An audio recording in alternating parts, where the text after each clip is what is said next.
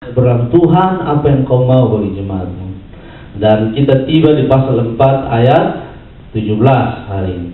Benar? Pasal 4 ayat 17. Dan menarik sekali, ternyata pasal 4 ayat 17 sampai 24. Harusnya sampai ayat 32, saya bagi dua, terlalu panjang. Pasal 4 ayat 17 sampai 24 dari kitab Efesus. Bapak Ibu sudah dapat? Oke, pasal 4 nanti kita akan baca. Di dalam perikop ini ada dua kali kata dipakai di situ, mengenal Allah. Benar? Mengenal Allah. Nah, mari kita berdiri dan kita baca Efesus pasal 4 ayat 17 sampai 24. Sudah dapat? Oke.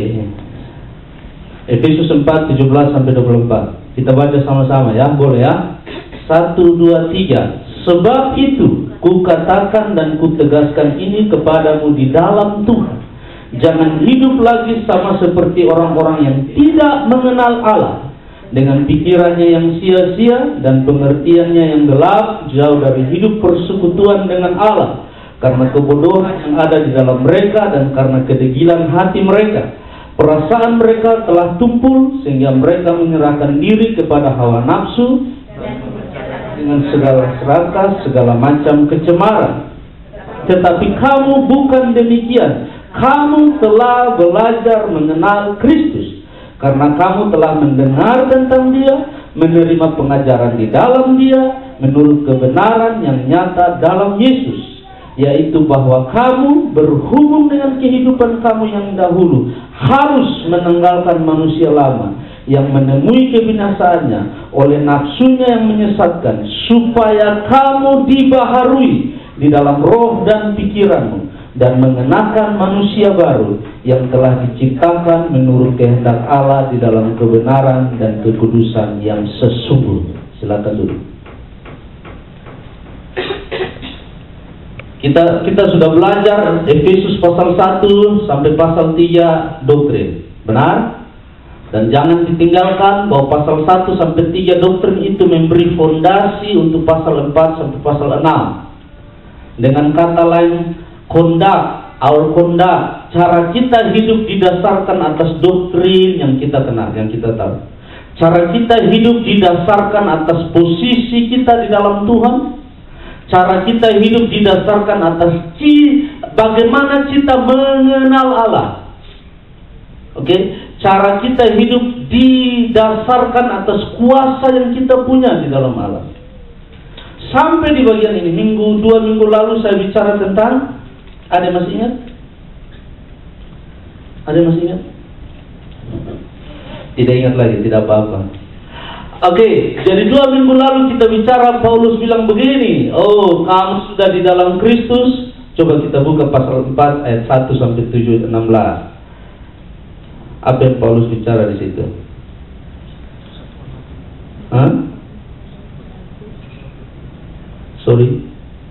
Kesatuan and unity and maturity. Paulus, kamu di dalam Kristus, posisimu dalam Kristus, kamu punya kuasa, kamu diberi karunia, kamu diberi pejabat-pejabat gereja, tanda kutip ya, pemimpin-pemimpin gereja yang menjadi fondasi gereja. Tapi itu harus menolong kalian untuk ada unity. Dan unity tidak bisa terjadi tanpa maturity atau kedewasaan. Sebaliknya, orang tidak akan mature tanpa unity. Dengan kata lain, no lone rangers, tidak ada solo di sini. Kita tidak bisa berjalan dalam kekristenan dan seorang diri. Amin. Kita perlu teman di kiri kanan kita untuk menolong kita. Nah, bicara tentang teman di kiri kanan, saya mengucap syukur kepada Tuhan karena kaum bapak dari gereja sini, kalau saya benar ya, kaum bapak ingin kita belajar bersama. Man build man. Yang woman jangan tersinggung ya. Man build man. Dan kalau men kumpul yang pasti ada makanan. Betul. Oke, tapi nanti saya harus beli nih Pak. Enggak lah. Oke, man build man. Saya bersyukur kepada Tuhan. Pak Gembala telepon, Pak Turkis telepon. Saya senang. Saya sibuk. Tapi saya senang sebab saya mau bilang bahwa besi menajamkan besi, manusia membangun sesamanya. Amin.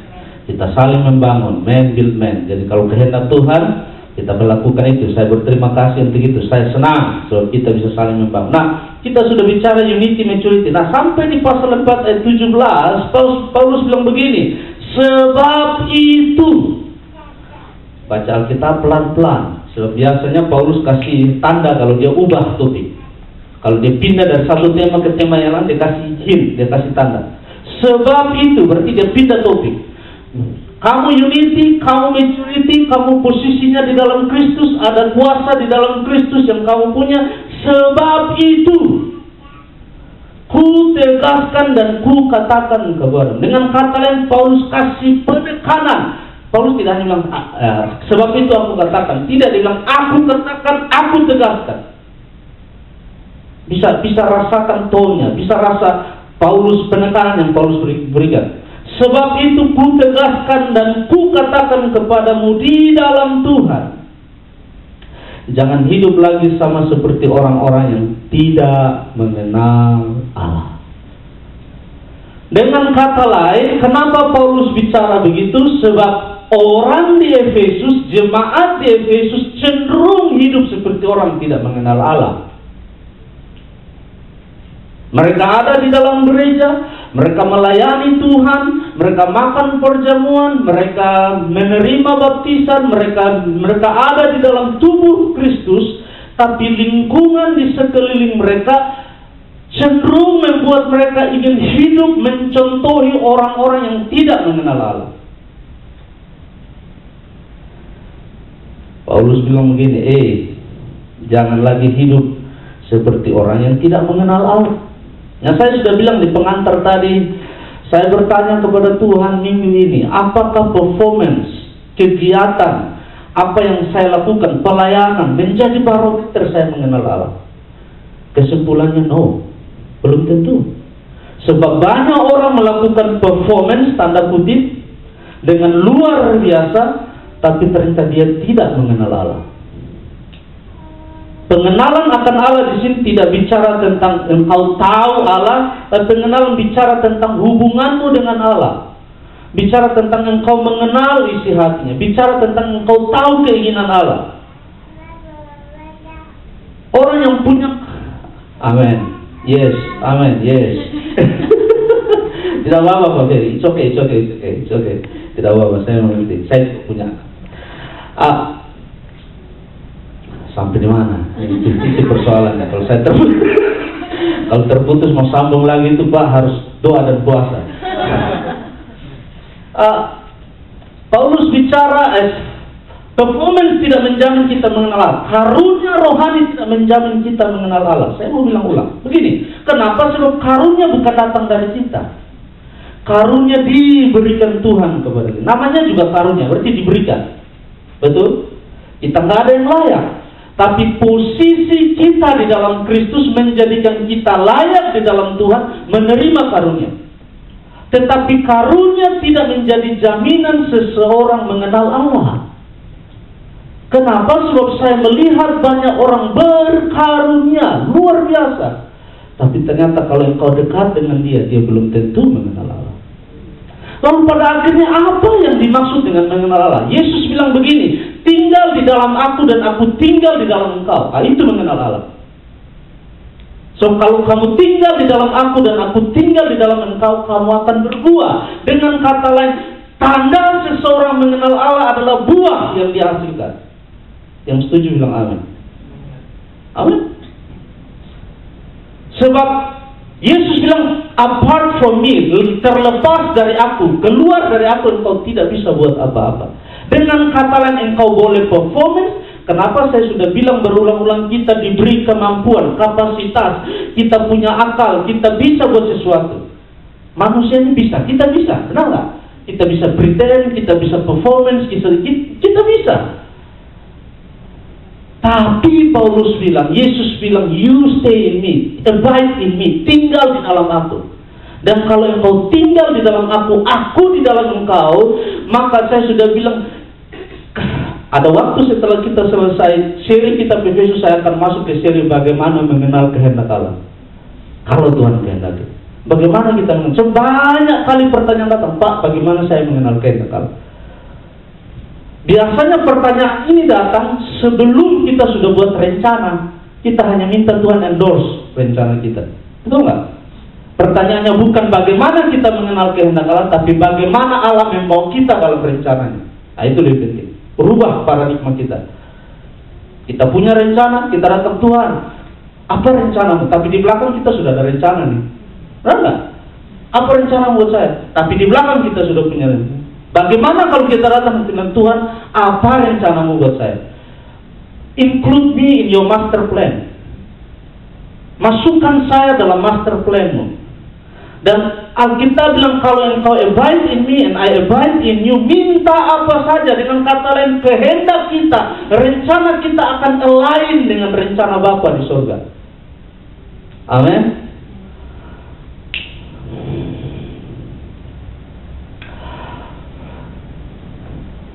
Alkitab banyak bicara Musa, bicara Daud, bicara mengenal Allah, bicara tentang hati yang melekat kepada Allah. Amin. Mengenal Allah tidak hanya sekedar performance, tidak hanya sekedar penampilan, tidak hanya sekedar kegiatan, tapi mengenal Allah bicara tentang hati saya dengan Tuhan. Amin. Bicara tentang hubungan saya dengan Tuhan. Nah, Paulus lalu kasih kontras antara mengenal Allah dan tidak mengenal Allah. Ayat yang ke-17. Janganlah hidup sama seperti orang-orang yang tidak mengenal Allah. Cirinya apa yang tidak mengenal Allah? Yang pertama, pikirannya sia-sia. Terlalu banyak kriteria untuk orang yang tidak mengenal Allah. Kita tidak ada waktu untuk bicara satu persatu studi kata, apa maksudnya ini, apa ini. Tapi secara praktis mari kita lihat. Paulus bilang, orang yang tidak mengenal Allah, pikirannya tidak dipimpin oleh pikiran Allah. Sederhana. Dia memikirkan sesuatu yang bukan dari Allah. Dia mereka-rekakan, kata Alkitab. Dia merencanakan. Dia ada maksud di balik pikirannya. Selalu ada sesuatu yang tidak benar di pikirannya. Dan Alkitab bilang, kalau dia seperti itu, sia-sia. Yang kedua, Paulus bilang, dan pengertiannya yang gelap. Nah, kalau saudara baca, Paulus seperti naik satu tangga, sia-sia. Karena pikirannya sia-sia, naik ke tangga berikut, gelap. Betul? Jadi mereka saling berhubungan. Pikirannya sudah sia-sia. Waktu pikirannya sia-sia, dia dipimpin ke langkah yang berikut, makin jauh dari Tuhan, yaitu jadi gelap pengertiannya. Pengertian yang gelap. Pengertian yang gelap, apa bahasa yang tepat? Kontras dengan pengertian yang terang. Dengan kata lain, gelap berarti tidak ada di dalam jalannya Tuhan. Tidak sesuai dengan kehendak Tuhan. Jauh dari hidup persekutuan dengan Allah. Jauh dari hidup bersekutuan dengan Allah. Relationship dengan Allah. Hubungan dengan Allah. Jam doa dengan Allah. Hal-hal doa, quiet time, ini orang tidak lihat antara engkau dengan Tuhan. Betul? Betul? Kalau melayani, kita pimpin pujian, kita berbuat sesuatu, orang lihat. Tapi seperti saya bilang, itu tidak jadi barometer engkau dekat dengan Tuhan. Yang menjadi barometer apakah engkau bersekutu dengan Dia, dekat dengan Dia. Yang berikut, karena kebodohan yang ada dalam hati mereka dekil hati, atau bahasa yang sederhana, keras hati. Saya berjumpa dengan banyak orang yang hatinya keras, hatinya tidak lembut. Begini maksudnya, dia tahu itu benar, dia tahu bahwa dia salah, tapi dia tidak mau mengakui bahwa dia salah. Itu keras hati. Persoalan dengan orang yang keras hati adalah dia mengetahui setengah dari yang benar. Saya ada di Timor Leste 7 tahun. Yang saudara tahu, mereka tahu Alkitab, mereka tahu sakramen, mereka tahu. Saudara menginjil kepada mereka itu seperti orang tua bilang, saudara titi batu. Tahu titi batu? Tidak bisa. Sebab apa? Mereka bilang, kami tahu Alkitab. Kami tahu tentang Yesus, kami tahu tentang Musa, kami tahu, kita punya Alkitab yang sama. Tapi itu tidak menjamin bahwa mereka benar. Mengerti? Dan pengetahuan yang setengah ini, yang tidak full ini, yang tidak benar ini mengeraskan hati.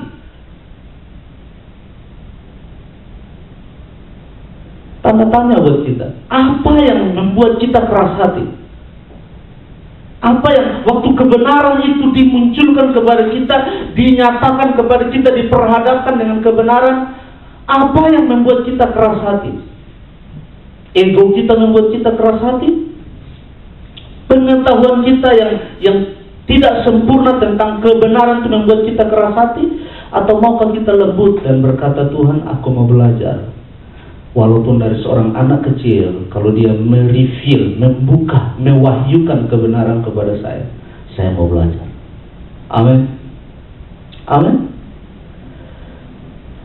Degil hati. Yang berikut, Paulus bicara, perasaannya tumpul.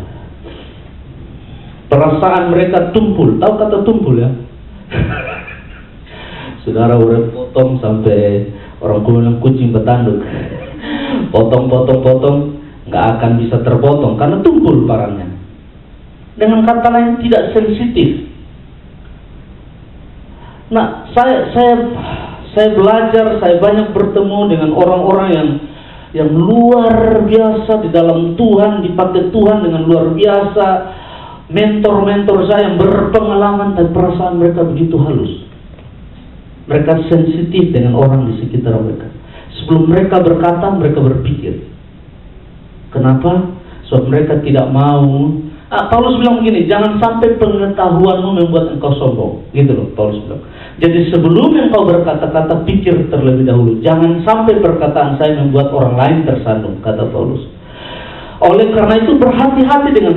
Nah, Paulus bilang begini, kalau engkau tidak mengenal Allah, engkau tidak mengenal Allah dengan perasaanmu tumpul, engkau tidak peduli orang di sekelilingmu. Engkau bersikap seenaknya, engkau berbuat seenaknya. Paulus tidak bisa begitu. Ingat bahwa engkau hidup dalam community, dalam masyarakat, dalam keluarga Tuhan. Amin. Amin. Dan biarkan perasaanmu sensitif. Yang berikut, jadi ini pikiran sia-sia, pikiran gelap, jauh dari Allah, hati gede, degil, keras, perasaan tumpul, menyerahkan diri kepada hawa nafsu, mengerjakan dengan serakah segala kecemaran. Dengan kata lain, Paulus bilang begini, ini semua kriteria menjadi penghalang seseorang mengenal Allah. Amin. Menjadi penghalang seseorang mengenal Allah. Ayat yang ke-18. Tidak, ayat yang ke-20. Tetapi kamu bukan demikian. Kamu telah, kata telah berarti pas, sudah berlalu. Kamu telah belajar mengenal Kristus. Paulus bilang, kalau kamu bilang kamu mengenal Allah, kalau kamu bilang pasal 1 posisimu di dalam Kristus, pasal 2 kamu bilang kamu punya kuasa, 1 dan 2, pasal 3 kamu bilang kamu tidak ada perbedaan di dalam Jews dan non-Jews, kita bersatu. Kuasa Kristus itu bekerja, dan pernah aku berdoa supaya engkau mengerti betapa dalam, betapa hebat, betapa kuatnya kasih Allah. Paulus bilang, kamu belajar mengenal Dia. Kamu sudah belajar. Kata belajar menarik sekali. Kata belajar di sini adalah intellectual learning process. Yang Paulus pakai. Kata Yunani yang dipakai di sini adalah intellectual learning process yang di-apply di dalam kehidupan praktis, dilakukan dan waktu di-apply itu jadi pengalaman itu diulang terus-menerus menjadi skill. Dengan kata lain, Paulus bilang begini, waktu engkau belajar mengenal Allah, engkau terus belajar bertumbuh mengenal Allah, itu akan jadi skill di hidupmu, sesuatu yang engkau pakai, skill yang engkau jadi gaya hidupmu. Belajar mengenal Allah bukan engkau bangun dan langsung saya kenal Tuhan. Tidak. Itu datang dari engkau mau belajar, menggunakan akal, maksud saya begini, nilai segala sesuatu. Amin. Amin. Paulus bilang nilai segala sesuatu. Nilai setiap pengajaran. Dan saya sudah bilang dari Dewan hari pertama, sejak saya berdiri sini, nilai pengajaran saya, kalau itu tidak berkenan, datang dan bicara dengan saya. Pak Charles tidak. Saya mau belajar. Kita belajar bersama. Kalau saya salah, saya minta maaf. Kita bertumbuh bersama-sama. Amin. Jangan terima bulat-bulat. Sebab Paulus bilang begini, kamu telah belajar mengenal Allah. Dengan kata lain Paulus bilang, kamu punya skill. Kamu tahu tentang dia Bapa yang mengasihi. Dan karena engkau tahu bahwa dia Bapa yang mengasihi, engkau datang kepada dia di dalam in time of need, di dalam pergumulan dan masalah. Engkau meminta kepada dia, berharap kepada dia, tahu bahwa dia tidak mungkin meninggalkan Anda dan saya. Dia Bapa yang baik. Itu menjadi pengalaman. Pengalaman yang saudara embrace, yang saudara peluk, yang saudara terima ini menjadi skill di hidupmu. Setiap kali saudara ada masalah, setiap kali saudara ada persoalan, saudara meresponi bukan berdasarkan apa kata orang, tapi berdasarkan siapa yang saya kenal, yaitu Allah. Amin. Amin. So kalau kita meresponi masalah berdasarkan apa kata orang, kita jadi orang yang pelin-pelan. Yang 2 minggu lalu saya bilang, dia seperti kapal di tengah laut yang diombang-ambingkan. Dia tidak tenang hidupnya. Kitab Yakobus berkata. Tetapi kalau kita mengenal Allah, yang akhirnya karena kita apply di hidup, kita lakukan di hidup kita, menjadi skill. Nah, bagaimana kita mengenal Allah? Paulus bilang begini, ayat yang ke 20. Karena kamu telah apa? Mendengar tentang dia. Paulus membawa orang Efesus kembali kepada pertama kali gereja itu dirintis. Saudara tahu, Paulus bilang sebelumnya kamu orang berdosa, benar? Kamu terhilang. Suatu hari ada orang datang dan bilang, Yesus itu juru selamat. Engkau dengar, Yesus juru selamat. Oke, saudara terima dia. Saudara mendengar tentang dia. Waktu itu tidak hanya mendengar, saudara meresponi, saudara terima dia, saudara memeluk dia, mengizinkan dia masuk di dalam hidup saudara. Dan tidak hanya itu, ayat berikutnya dibilang begini, dan menerima pengajaran di dalam dia. Saudara dengar tentang Yesus, saudara terima dia sebagai Tuhan dan Juru Selamat, saudara membuka hati dan diajar. Tuhan mengirimkan pemimpin-pemimpin rohani. Tuhan mengirimkan, kalau kita baca dalam kitab, dalam konteks kitab Efesus, Tuhan mengirimkan rasul, nabi, pengajar, guru, penginjil. Sebelumnya dia sudah bicara itu. Orang-orang itu mengajarkan engkau tentang mengenal Allah. Engkau dengar tentang Yesus, benar. Tapi sekarang engkau perlu diajar untuk mengenal dia. Amin.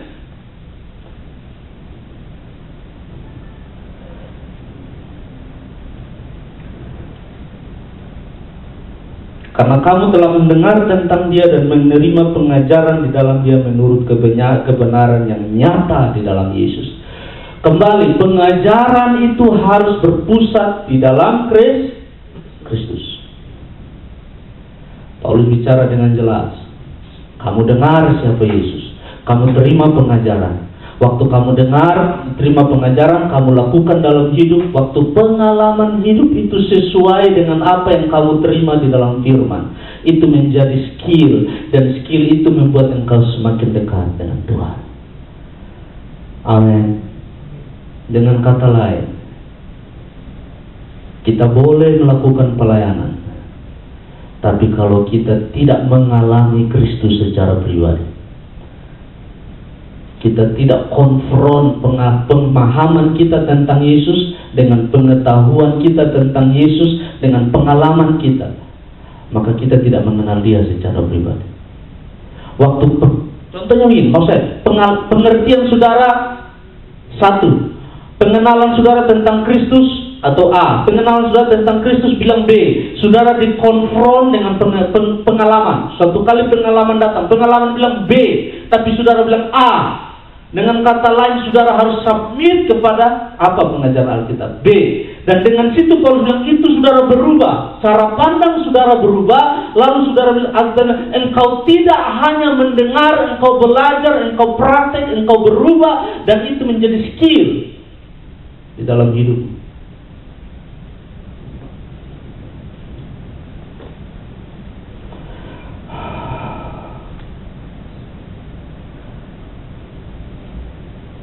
Ayat 22, yaitu bahwa kamu berhubung dengan kehidupanmu yang lama harus menanggalkan manusia lama. Jadi cara mengenal Allah, yang pertama mendengar tentang dia, yang kedua belajar tentang dia, yang ketiga menanggalkan manusia lama. Waktu saya belajar ini, saya duduk di hadirat Tuhan dan saya bilang, Tuhan, kalau ada manusia lama yang kau dapati dalam hidup saya, tanggalkan itu. Kenapa? Sebab kata menanggalkan di sini dalam bentuk tense present tense dengan kata lain setiap hari, continue. Kenapa? Berubah itu perlu waktu. Amin. Amin. Kita ini dibentuk dari latar belakang yang berbeda. Kita dipengaruhi oleh gen bapak, gen mama, gen nenek, gen bayi, gen apa lagi, gen B, gen C, gen apalah terserah. Dan akhirnya kita datang ke dalam Kristus dengan itu. Waktu Kristus mereveal dirinya kepada kita, kita bertemu dengan Yesus, kita tahu ada buah-buah Roh Kudus, tapi saya sedang mengenakan manusia lama. Alkitab bilang tiap hari tanggalkan itu. Every day, continue. Kenapa? Sebab saudara tidak bilang saya terima Yesus, saudara tidur bangun pagi, wow, langsung kudus. Mengerti maksud saya? Saudara langsung bisa menolak segala tantangan. Biar ada RW di situ, saudara tolak. Tidak. Kita semua bertumbuh dan belajar. Amin. Oleh karena itu Paulus bilang tanggalkan. Kata menanggalkan itu present tense. Maksudnya setiap hari kita belajar. Kalau suatu hari engkau gagal, it's okay. Kitab Roma pasal 8 berkata di dalam Kristus there is no condemnation. Amin. Amin. Dengan kata lain, kalau saya gagal, it's okay. Saya belajar. Amin. Kitab Galatia berkata, kalau engkau yang lebih rohani melihat temanmu jatuh atau gagal, engkau yang lebih rohani datang dan tolong. Kenapa? Man build man. Kita saling menguatkan. Perjalanan ini perjalanan keluarga, community, unity di dalam Tuhan. Dan Paulus bilang tidak ada one man show, tidak ada yang bilang saya hebat, saya kuat juga tidak. Suatu hari kamu pasti gagal. Yang percaya bilang amin. Saya yang berdiri di sini pun jatuh bangun di dalam Tuhan. Tapi Tuhan tidak pernah jatuh dengan saya. Dia tetap pegang tangan saya. Amin. Dan kalau berdasarkan saya hanya harus berdiri baru bisa bicara akan firman Tuhan, saya tidak layak berdiri di sini. Kenapa? Sebab saya banyak kali jatuh. Tapi itu yang namanya setiap hari menanggalkan.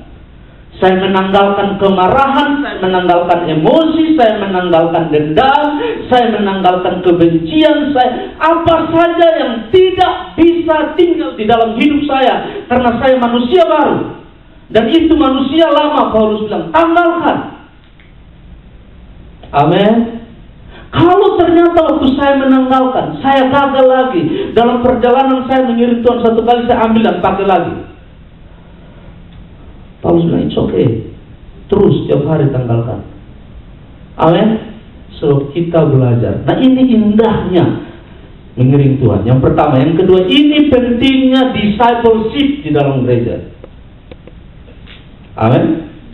Kenapa? Sebab kita perlu mentor, kita perlu orang yang menolong kita mengerti manusia lama kita. Lalu kita saling menolong bergandengan tangan. Lalu kita bilang, kawan, hari ini saya gagal di sini, tolong doakan saya. Itu indahnya mengiring Tuhan. Saya mau kasih tahu saudara, kalau saudara iring Tuhan dan tiap hari takut, beban, tidak beda dengan agama lain di luar. Betul? Tuhan Alkitab bilang dia sudah angkat beban itu, beri kita kemerdekaan mengiring dia dengan sukacita. Kalau saya gagal, saya datang kepada teman seiman, saya bilang, Pak Turkis doakan saya. Hari ini saya emosi, saya marah. It's okay. Amin. Setiap hari kita tanggalkan. Minggu lalu ada teman saya SMS saya, WhatsApp saya, bro, ada masalah. Oke, mari kita berdoa. Baru 2 minggu lalu, baru 3 hari saya bertemu dengan seseorang yang saya hormati dalam pelayanan, dan dia bicara, dia pour out tanda kutip. Karena kita harus jadi tempat sampah. Tidak apa-apalah. Betul tidak? Orang datang muntah kita, wah, terima saja. Setelah dia semua, sekarang kamu kasih bersih saya dulu nih. Kita angkat, kita peluk, kita berdoa bersama-sama. Nolong pulang dan dia bilang, saya tidak sendiri. Saya ada orang lain yang mengasihi saya. Saya ada orang lain yang pegang tangan saya mengiring Tuhan. Amin. Itu yang Paulus bilang, tanggalkan manusia lamamu yang menemui kebinasaannya oleh nafsu yang menyesatkan. Ayat 20, supaya kamu apa? Dibaharui di dalam roh dan pikiran. Nah, di sini saya mau bicara banyak. Engkau hanya bisa dibaharui di dalam roh dan pikiran kalau engkau menanggalkan manusia lama. Lihat prosesnya, sudah lihat prosesnya? Paulus bilang gini, engkau tanggalkan dulu manusia lama. Kenapa? Sebab waktu engkau melepaskan manusia lama, engkau bisa merenew pikiran dan rohmu. Dengan kata lain begini, kita semua cara pandang kita berbeda. Manusia lama kita mempengaruhi cara pandang kita terhadap kehidupan. Datang ke dalam gereja, kita senyum kepada dia, dia tidak senyum, tidak apa-apa, I don't care. It's okay, mungkin dia have a bad day, it's okay. Tapi saya tetap mau datang menyembah Tuhan. Saya mau datang memuji Tuhan. Saya mau datang bertemu dengan Tuhan. Suatu hari saya bilang, bro, apa kabar? Baik. Oh ternyata, baru minggu lalu ada orang SMS saya. Nah begini, di sekolah banyak tugas. Kita sekolah, kita berat, tantangan. Ya tantangan lah ya. Beban sekolah berat. Jadi satu kali saya lagi naik tangga di sekolah, ada orang tanya saya, waktu itu mulai term 3 bulan lalu berarti, kamu ambil kelas apa? Lalu saya bilang, saya ambil kelas ini. Kamu? Dia bilang dia ambil kelas ini. Saya bilang gini, wah, bidai. Apa namanya? Spontan lah ya, bahasa Indonesia. Wah, otomatis kita mati sudah, kita payah. Kenapa? Gurunya agak strike gitu loh. Wah, tugasnya banyak. Ternyata tanpa saya sadari, apa yang saya ucapkan, orang ini lagi down. Dia lagi tidak semangat belajar, dia lagi lemah. Apa yang saya ucapkan itu seperti batu yang turun, boom, kena dia. Ya, dia langsung bilang, wah, kalau Charles aja bilang kita daya, apalagi saya. Waduh, dia langsung pergi ke kantor, dia change dia punya program. Dia satu program dengan saya, MDTE, Teaching Academy, dia pindah ke General Study. Maksudnya dia nggak mau ambil kelas-kelas yang susah-susah, yang gampang-gampang aja lah, yang penting saya lulus gitu loh.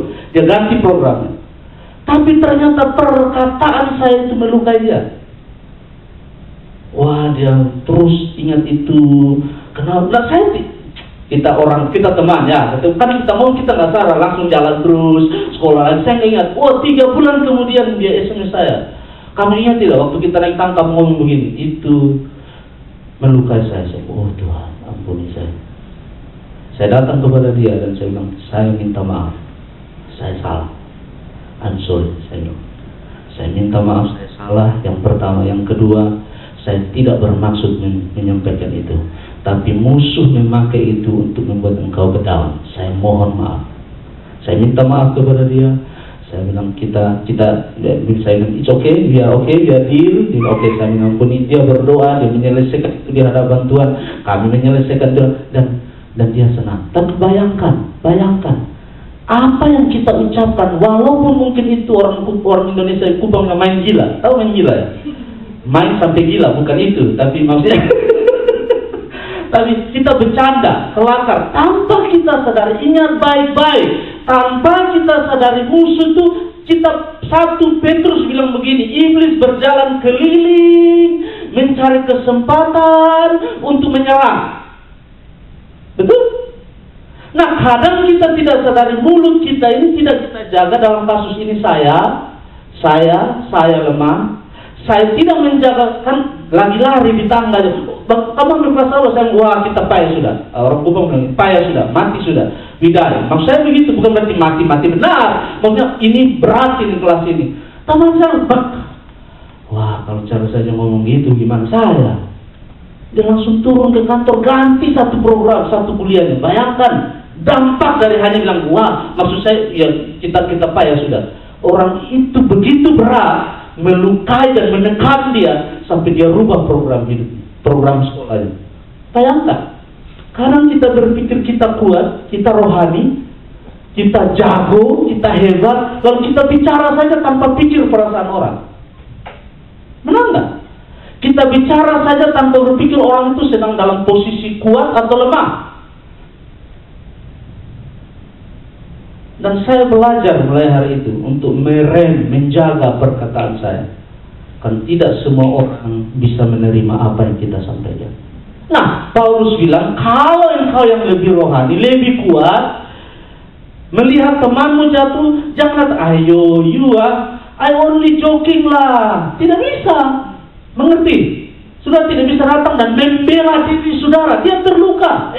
Kita satu di dalam Tuhan. Kita satu tubuh. Dia terluka dan engkau masih mau membela diri. It's not make any sense. Saya tidak bisa terima itu. Mengerti Bapak Ibu Saudara?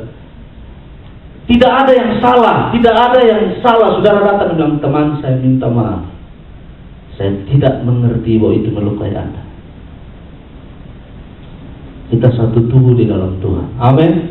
Tidak perlu membela diri. Bapak Ibu Saudara datang dan katakan, teman saya minta maaf. Peluk dia atau apalah, saya minta maaf. Oke, coffee on me. Selesai. Mari kita pergi minum kopi. Selesai. Tapi yang saya mau sampaikan, kalau di Batam kita bilang, RW on me.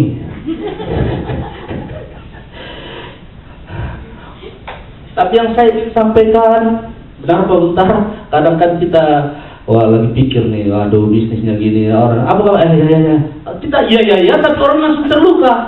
Enggak, waduh Pak Bentar kenapa ya, sombong kali. Orang Batak kalau gini, sombong kali dia. Kutidur pun tak jawabnya. Pak Bentar mungkin lagi sibuk lagi. Maksud saya adalah live with concern in your life. Hiduplah concern bahwa ada orang di sekelilingmu yang tidak kuat, ada orang yang lemah. Amin. Ada orang yang bangun pagi dia punya masalah, dia punya pergumulan. Kamu yang lebih rohani, kalau melihat dia jatuh, tolong. Amin. Oke, kamu dibaharui di dalam pikiran dan roh. Roma 12 ayat 1. Coba lihat Roma 12 ayat 1.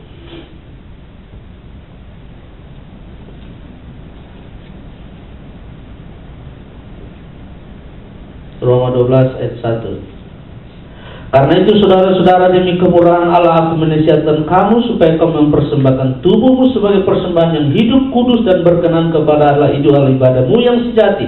Janganlah kamu menjadi apa? Serupa dengan dunia ini. Dengan kata lain, tinggalkan manusia lama. Tetapi berubahlah oleh pembaharuan budi. Kata pembaharuan di sini sama dengan yang Paulus bilang, dibaharui di dalam roh. Kata yang adalah metamorfosis. Tahu kata itu yang kita semua belajar.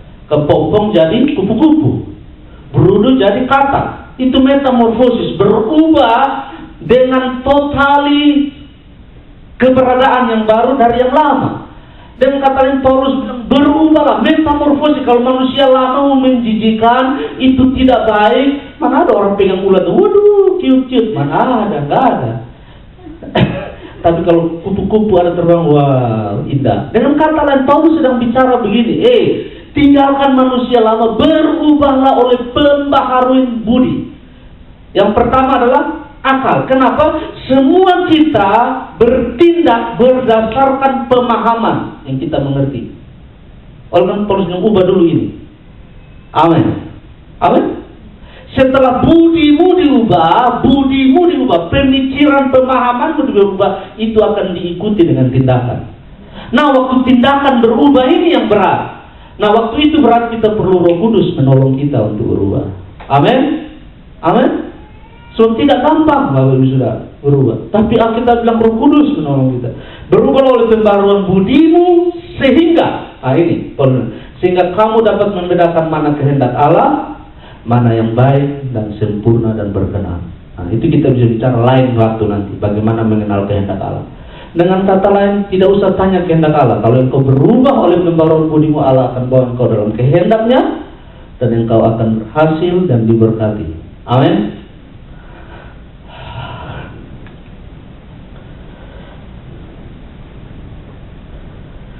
Mengenakan manusia baru. Mengenakan manusia baru. Kata mengenakan manusia baru ini satu kali, bentuk lampau, one time in the past. Grammar Yunaninya auris. Auris artinya snapshot, satu kali, pak, di masa lalu. Maksudnya begini, waktu kita terima Yesus, kita menerima Yesus, Engkau adalah Tuhan dan Juru Selamatku, waktu itu kita dikenakan manusia baru. Oke? Yang dalam bahasa kita sehari-hari disebut lahir baru. Betul? Nah, waktu kita lahir baru, ternyata di dalam kita masih ada manusia lama. Itu yang Paulus bilang. Sambil kita berjalan dalam identiti kita manusia baru ini, lahir baru ini, kita harus tanggalkan. Waktu kita jalan, tanggalkan. Kita jalan, kita lewat, bau, ternyata ada yang bau, tanggalkan. Wah, terkotor, tanggalkan. Maksud Paulus begitu. Mengerti? Kenapa? Sebab ada pengajaran yang berkata setiap hari kita ambil manusia baru. Tidak, manusia baru itu sudah diberi Yesus waktu kita terima Yesus. Amin. Satu kali, di waktu lampau, past tense, snapshot, one time. Waktu engkau bilang, Yesus masuk dalam hidupku, aku terima engkau sebagai Tuhan dan Juru Selamat saya. Satu kali. Tapi kita terima Yesus, masih ada manusia lama di hidup kita. Benar nggak? Masih aja kasar, masih aja cemburu, masih aja dendam, masih aja apalah terserah di hidup kita. Kita yang lebih tahu diri kita daripada orang lain. Benar nggak? Lalu kalau kita tahu itu, masih ada Paulus bilang, sambil kita berjalan dalam identiti kita, posisi kita, identitas kita sebagai manusia baru, tanggalkan yang tidak berkenan kepada Allah. Amin. Amin. Kenapa? Sebab waktu kita menanggalkan itu, perjalanannya jadi lebih ringan. Gitu loh. Dengan kata lain Paulus bilang, jalannya jauh nih. Kalau engkau carry itu dendam, amarah, kebencian terus-menerus, perjalananmu jadi berat. Perjalanan Kristen yang harusnya joyful, di-enjoy, jadi berat. Kenapa engkau tidak mau melepaskan manusia lama itu? Yaitu dendam, cemburu, iri hati, lain-lain. Silakan didaftarkan. Amin. Amin. It makes sense? Betul? Oleh karena itu Paulus bilang, tanggalkan itu. Sebab dengan menanggalkan itu, engkau bisa menikmati hidup yang baru ini di dalam Tuhan. Engkau senang, engkau tidak jatuh bangun setiap hari. Tuhan, tolong saya, berkati saya. Hari ini saya mau hidup, tidak marah-marah. Baru keluar pintu ada kucing tendang. Selesai, hilang sudah bahasa rohnya. Ngerti? Nah, tidak apa-apa, Paulus bilang, tanggalkan itu manusia lama. Tanggalkan apa yang engkau pikir masih menjadi manusia lama, penghalang untuk engkau bertumbuh, tanggalkan. Amin. Yang berikut Paulus bilang, manusia baru di dalam kebenaran dan kekudusan. Ada dua kata yang penting di situ. Paulus bilang, manusia baru di dalam righteousness and holiness. Righteousness bicara tentang posisi saudara di hadapan Tuhan. Your stand, your right position before God. Posisi saudara di hadapan Tuhan benar. Dan saudara benar bukan karena saudara pintar, saudara jago, saudara tidak berdosa, tidak. Karena Yesus sudah mati bagi kita di salib. Satu kali. Amin. Righteousness, saya berdiri di hadapan Tuhan benar. Dan Alkitab bilang, barang siapa menerima dia sebagai Juru Selamat, dia menjadi anak-anak Allah. Dibenarkan jadi anak Allah. Oke, tidak sampai di situ saya benar, tapi dalam perjalanan saya jatuh bangun. Oleh karena itu Paulus bilang, kekudusan adalah proses, sanctification, proses. Hari ini saya nggak kudus, saya jatuh, it's okay. Kasih karunia-Nya cukup bagi saya. Amin. Amin. Saya gagal, tidak apa-apa. Saya cemburu, tidak apa-apa. Saya marah, tidak apa-apa. Yang penting saya sadar ini manusia lama, harus saya tanggalkan di hidup saya. Dan engkau tidak bisa menanggalkan sendiri kalau tanpa Roh Kudus. Ingat ini baik-baik. Oleh karena itu Paulus bilang, buah-buah roh adalah. Kenapa? Sebab buah adalah hasil dari sesuatu yang ditanam. Tapi kalau bicara manusia lama, Paulus bilang perbuatan daging. Itu datang dari kita. Kita yang berbuat dari daging yang mau. Gitu loh. Manusia baru kita dalam kebenaran. Nah, dengan kata lain, sesalah-salahnya saudara melakukan sesuatu yang tidak berkenan, Allah melihat saudara benar. Amin. Bukankah itu menguatkan kita, menghibur? Amin. Saya salah, orang lain lihat saya salah, tapi Bapa melihat saya benar. Kenapa? Manusia ini cenderung suka menghakimi. Judgmental spirit. Nah, tidak hanya saudara, saya juga begitu. Kita manusia, please lah, don't look so holy lah. Mengerti ya? Jangan be pretended you are holy. No, kita semua sedang berjalan bersama-sama. Dan kadang-kala saya gagal, kadang-kala saya jatuh, tapi itu tidak membuat saya hilang posisi saya benar di hadapan Tuhan. Amin. Unless, kecuali saya bilang saya renounce, saya bilang saya tidak terima dia sebagai Tuhan dan Juru Selamat. Nah, itu lain cerita, itu lain kasus. Tapi kalau saya bergumul setiap hari, saya berusaha dan saya bilang, Tuhan, ampuni saya mau bertumbuh, saya mau berubah, maka saya benar di hadapan Tuhan. Dan akhirnya Alkitab berkata, saya diubahkan from glory to glory. Saya berubah dari kekudusan kepada kekudusan, dari kemuliaan kepada kemuliaan. Coba saudara bayangkan, lihat hidup saudara hari ini dengan 5 tahun lalu. Ada perbedaan? Ada nggak? Kalau nggak ada perbedaan, tanda tanya besar. Sebab ternyata masih ada manusia lama yang kau bawa. Tapi kalau saudara lihat ke belakang, wow, Charles yang dulu, bau. Tapi puji Tuhan hari ini tidak terlalu bau lah. Oleh anugerah Tuhan, saya menanggalkan manusia lama. Amin. Amin. Nah, itu menolong kita, Bapak Ibu Saudara. Menarik sekali. Bicara tentang karakter ini, tidak sedikit pun Paulus sentuh. Saya berdoa supaya saya tidak menyampaikan ini dengan salah dan saudara tidak menerima dengan salah. Paulus tidak sedikit pun menyentuh hal-hal yang bersifat wah dan terlalu rohani. Paulus bilang, mari mendarat di bumi. Mengerti maksud saya? Sebab apa? Kita terlalu mengejar yang besar-besar, tapi kita lupa bahwa ada manusia lama yang kita bawa. Sederhana, tanggalkan itu, tanggalkan manusia lama. Sewaktu engkau menanggalkan, Allah akan memakai engkau dengan luar biasa. Nah, gambaran kita Korintus, Paulus bilang gini, ada bejana-bejana di dalam rumah Allah, ada yang dipakai untuk maksud mulia, ada yang dipakai untuk maksud yang kurang mulia.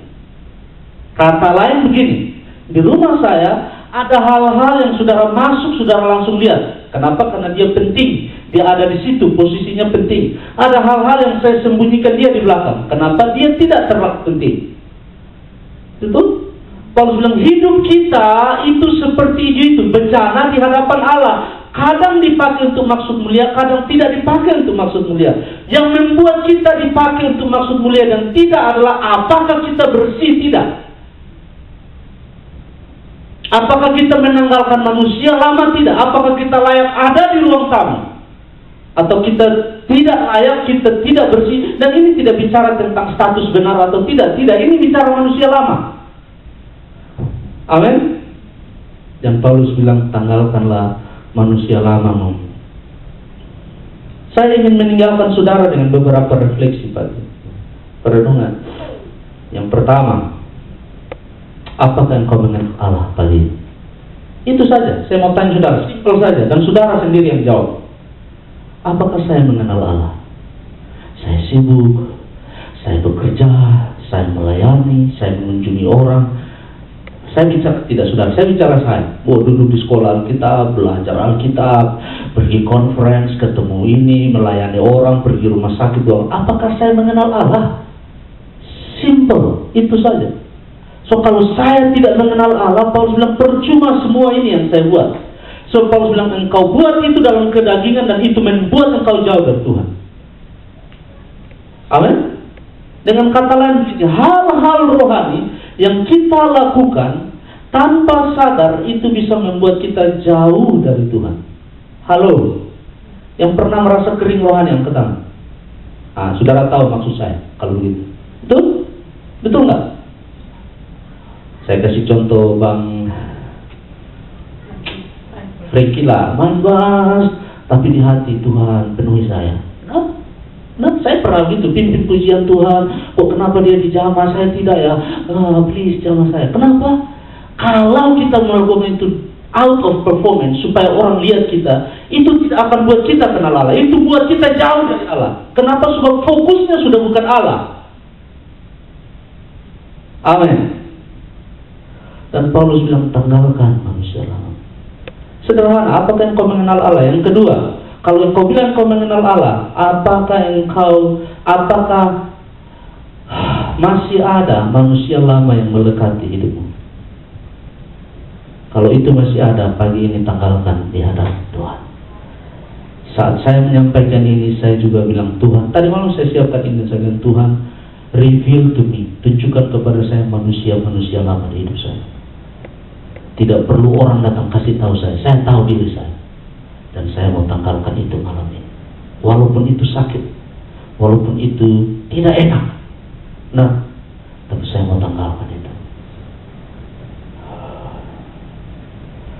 Yang ketiga, apa responmu kalau engkau lihat orang lain sedang bergumul dengan manusia lama?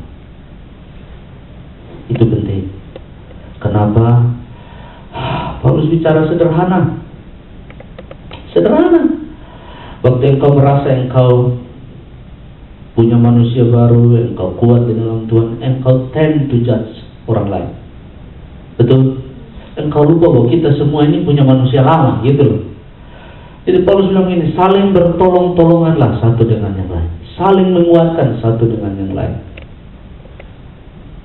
Terakhir saya mau bilang kepada saudara, pertumbuhan rohani, kedewasaan rohani bukan masalah performance, tapi masalah hati saya mengenal Allah. Amin. Performance bukan barometer, bukan ukuran saya mengenal Allah, tetapi pembaharuan pikiran dan roh dan hati yang terus sensitif dan mau terbuka, rendah hati untuk diajar. Itu yang menjadikan saya bertumbuh dan mengenal. Nah, saudara semua duduk, saya hanya pagi ini saya ingin buat sesuatu yang lain. Mari kita tutup mata semua dan kita keluarga di dalam Tuhan. Kita keluarga di dalam Tuhan.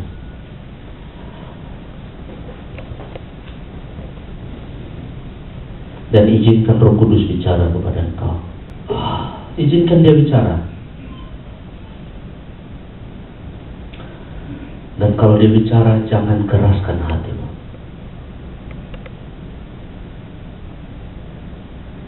Kalau dia bilang, Charles, ini harus kau tanggalkan.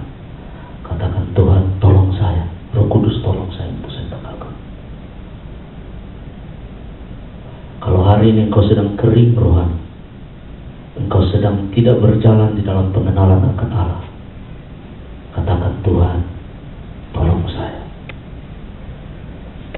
Saya minta pemain keyboard aja maju ke depan, dan kita nyanyi Ku Mengenalmu yang tadi kita nyanyikan.